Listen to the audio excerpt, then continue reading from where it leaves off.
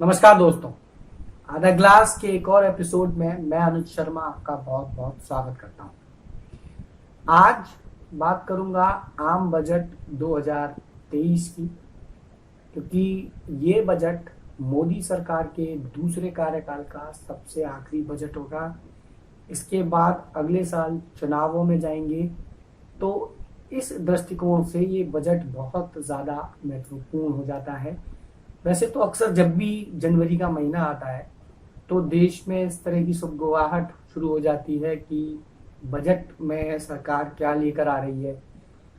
कई सारे औद्योगिक संगठन जो होते हैं वो सरकार को अपने सुझाव भेजते हैं और हर बार उन सुझावों को ध्यान में रखते हुए वित्त मंत्री बजट लाते हैं। तो इस बार भी जब बजट आना है तो अभी सुझाव जाना शुरू हो गए हैं, सरकार की ओर से भी कुछ आंकड़े आना शुरू हो गए हैं। तो उसको लेकर जब बाजार में या जो चर्चा है, मैं आज आपके साथ वो शेयर करने वाला हूँ। क्योंकि राजनीतिक हलकों की अगर बात करें तो वहाँ चर्चा ये है कि इस साल यानी सन 2023 में 10 राज्यों में चुनाव होने हैं और अगले साल लोकसभा चुनाव है। और भारतीय जनता पार्टी हर बार हर तरह से जीत को सर्वोपरि रखती है।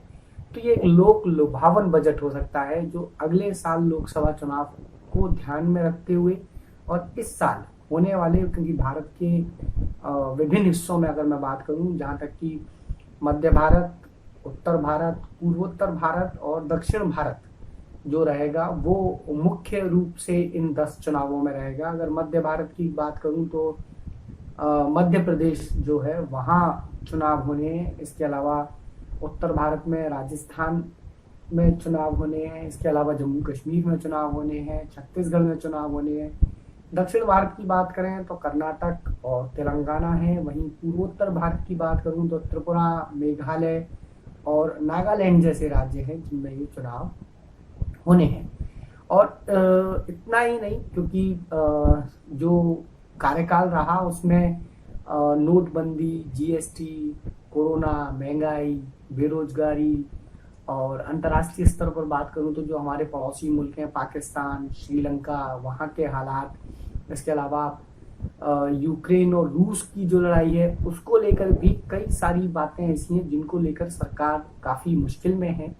तो ऐसे में अगले साल होने वाले चुनावों को ध्यान में रखते हुए सरकार एक लोक लुभावन बजट पेश कर सकती है। ऐसे में लोगों का मानना है कि जो मध्यम वर्ग परिवार हैं, जो टैक्स में राहत चाहते हैं, जो टैक्स स्लैब में राहत चाहते हैं, उनको सरकार राहत दे सकती है। क्योंकि ये कहा जा रहा है कि जब से 2014 से मोदी सरकार आई है तब से लेकर के अब तक उसने टैक्स में किसी भी तरह की राहत नहीं दी है। लेकिन इस बार के बजट में आपको टैक्स की राहत देखने को मिल सकती है, क्योंकि सीआईआई जो औद्योगिक संगठन है उसने अपने सुझावों में टैक्स के राहतों को या आम आदमी पर जो टैक्स रहता है उस स्लैब में राहत के लिए वित्त मंत्री से बात कही है। वहीं जो आंकड़े आ रहे हैं वो बता रहे हैं कि टैक्स में राहत दी भी जा सकती है, क्योंकि दिसंबर महीने में जीएसटी का कलेक्शन जो रहा है वो 1,49,507 करोड़ रुपए का रहा है, जो कि बीते 10 महीनों की अगर बात की जाए तो हर महीने ये 1,40,000 करोड़ के पार ही है, जो पिछले साल के मुकाबले में 15% ज़्यादा है। यानी कि सरकार पर अतिरिक्त धन है, इसमें कोई डाउट नहीं है। और जो पैसा है वो आम आदमी को राहत भी दी जा सकती है।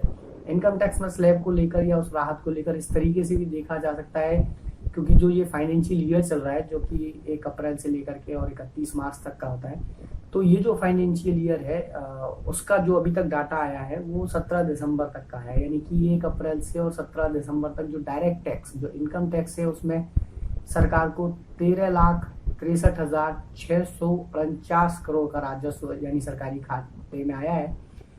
ये जो पैसा है 13,63,649 करोड़ रुपया वो सरकार के पास आया है। ये पैसा भी पिछले साल से 26% अधिक है। लेकिन सरकार पर पैसा ज्यादा आ रहा है तो खर्चा भी ज्यादा हो रहा है। तो अभी जो खर्चों के आंकड़े आए हैं उस खर्चे में अगर बात करूं तो जीडीपी का 84% पैसा सरकार जो है वो खर्च कर रही है या खर्च हो रहा है, या इतना कह सकता हूँ वो कर्जा एक तरह से आप कह सकते हो कि सरकार ने ले रखा है। लेकिन सरकार इसमें भी वाहवाही लूट भी सकती है। आपको इस तरह के बयान इस बजट में भी देखने को मिल सकते हैं, क्योंकि ये जो कर्जा है वो पश्चिमी देशों के मुकाबले, क्योंकि हर सरकार हर बार हर चीज को कुछ इसी तरीके से आप लोगों के सामने पेश करती है कि ना चाहते हुए भी गाय बजाए हम सरकार की तरफदारी करते हैं या सरकार के तरफ हो जाते हैं। जैसे उदाहरण के लिए मैं आपको एक वित्त मंत्री निर्मला सीतारमण का एक बयान बताता हूँ कि रुपया नहीं गिर रहा है, डॉलर मजबूत हो रहा है। आपने सुना ही होगा, और उस पर उनकी जो बहुत ज्यादा ट्रोल भी वो हुई थी। तो कुछ उसी तरह का एक बयान आप सुनने को मिल जाए तो कोई बड़ी बात नहीं होगी, क्योंकि पश्चिमी देशों के मुकाबले में ये जो कर्जा है वो बेहद कम है, और सरकार अपनी तुलना इन देशों से करते हुए खुद को बेहतर आपके सामने रख सकती है। इतना ही नहीं, इसके अलावा जो औद्योगिक संगठन है, औद्योगिक घराने हैं, जो लगातार सरकार को अपना सुझाव दे रहे हैं टैक्स को लेकर और इनकम टैक्स को लेकर, या बजट पर जो अपने सुझाव दे रहे हैं, तो ऐसे ही एक संगठन फिक्की, जिसके साथ एक कार्यक्रम में वित्त मंत्री निर्मला सीतारमण ने कहा कि हम टैक्स स्लैब पर इतना ज्यादा ध्यान नहीं दे रहे हैं। अगर उनका ये बयान है तो आप ये मान लीजिए कि टैक्स स्लैब में कोई खास फर्क नहीं मिल सकता आपको। लेकिन उन्होंने ये भी कहा कि हम जो ध्यान दे रहे हैं या जो बजट बनाया जा रहा है वो अगले 25 सालों को देखते हुए बनाया जा रहा है। आज़ादी के जब 100 साल पूरे होंगे, यानी 2047 जो होगा, जिसको मोदी जी कह रहे हैं या जिस पर बात की जा रही है, तो वो कह रही हम उसको देखते हुए बजट बना रहे हैं। यानी कि जो विकास की रफ्तार है, जो काम की रफ्तार है, वो और ज़्यादा बनी रहे, इसी तरीके से होता रहे, या डेवलपमेंट पर हम ज़्यादा बात करें बजाय इसके कि महंगाई है, बेरोजगारी है, इस पर बात ना करें और सिर्फ डेवलपमेंट पर बात करें। तो इसको लेकर की जा रही है। तो कई सारे जो विशेषज्ञ हैं उनका कहना है कि बजट में आप देखेंगे कि गरीबों की बात हो रही है, गरीबी की बात हो रही है, शिक्षा, स्वास्थ्य जैसी बुनियादी जरूरतों पर जोर दिया जाएगा। जैसे कि आपने आयुष्मान योजना सुनाई होगा, तो इस तरह की कुछ नई योजनाएं आ सकती हैं जो टैक्स में राहत ना देकर इस तरह से आम आदमी को लाभ पहुंचाने की भी बात कही जा सकती है। और इस सरकार की बात करें तो चालू वर्ष में सरकार ने 7.5 लाख करोड़ रुपए से नई संपत्तियों को खड़ा करने का काम किया है, जिसमें आप राम मंदिर, जैसा कि अमित शाह जी ने कुछ दिन पहले ही बयान दिया है, इसके अलावा जो नया संसद भवन है और भी जो सरकारी संपत्तियां हैं जिन्हें बनाया जा रहा है, उसमें 7.5 लाख करोड़ रुपए का सरकार खर्च कर चुकी है बीते वर्ष में। तो जो कि पिछले साल से 35% ज्यादा है, यानी पिछले साल जो खर्चा किया था और इस साल जो खर्चा 35% का फर्क है।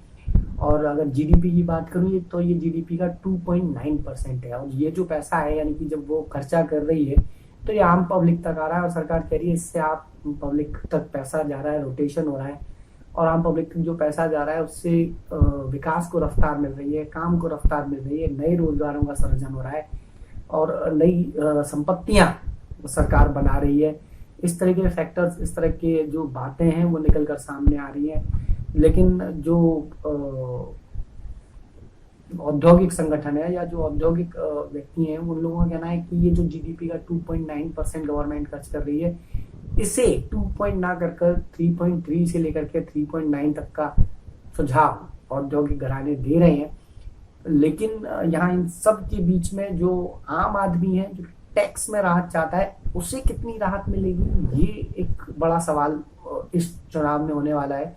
क्योंकि सरकार जहां गरीबों के लिए सोचेगी इस चुनाव के साल को देखते हुए, या जिको लोकसभा चुनाव का जो ये सेमीफाइनल आप इसे मान सकते हैं, इनको देखते हुए जो वो गरीब की ओर जाएगी, वहीं मध्यम वर्ग का क्या होगा और वो मध्यम वर्ग के लिए कितना सोचेगी, ये आप मुझे कमेंट बॉक्स में बताइए। और इस वीडियो को ज्यादा से ज्यादा शेयर कीजिए, जिससे सरकार के पास भी ये सुझाव पहुंचे कि मध्यम वर्ग का भी इस साल जो है वो ध्यान रखा जाए। क्योंकि आपके जितने भी बजट आए हैं उनमें से किसी भी बजट में आपने टैक्स स्लैब में आम आदमी को राहत नहीं दी है। इस बार उसे तो आप इस वीडियो को ज्यादा से ज्यादा शेयर कीजिए, जिससे सरकार तक ये मंशा आप सभी लोगों की हमारी पहुंचे कि इस बार वो टैक्स में कुछ राहत दे, जिससे आम आदमी के पास भी कुछ पैसा बचे और वो भी खर्च करेगा तो बाजार में पैसा आएगा और बाजार में विकास की रफ्तार को इजाफा मिलेगा। जबकि सरकार जो है वो गरीबों को भी ध्यान में रखकर अगर बनाती है तो इनकम टैक्स में इस बार भी राहत मिलने की उम्मीद कम ही है। लेकिन राजनीतिक हलकों में जैसी चर्चा है, क्योंकि जो चुनाव होने हैं एमपी, राजस्थान, छत्तीसगढ़, कर्नाटक, जम्मू कश्मीर, तेलंगाना, त्रिपुरा, मेघालय, नागालैंड जैसे राज्य, जो ये 10 राज्य हैं जिनमें ये चुनाव होने हैं, उनको ध्यान में रखा जाए तो सरकार टैक्स पर राहत दे सकती है। इसके अलावा एक और ऐसा राज्य है जिस पर मैंने आपसे शुरू में ही कहा था, मैं सबसे आखिरी में चर्चा करूंगा, तो वो है उत्तर प्रदेश। उत्तर प्रदेश में निकाय चुनाव होने हैं और जैसा कि अभी निकाय चुनावों में जो नगर निगम के चुनाव दिल्ली में रहे, जहां भारतीय जनता पार्टी को एक झटका लगा, हिमाचल यहां से उसकी सरकार छिन गई, और गुजरात जहां उन्होंने अपनी सत्ता बचा ही नहीं ली और बड़ी शानदार उन्होंने वहां परफॉर्मेंस दी है।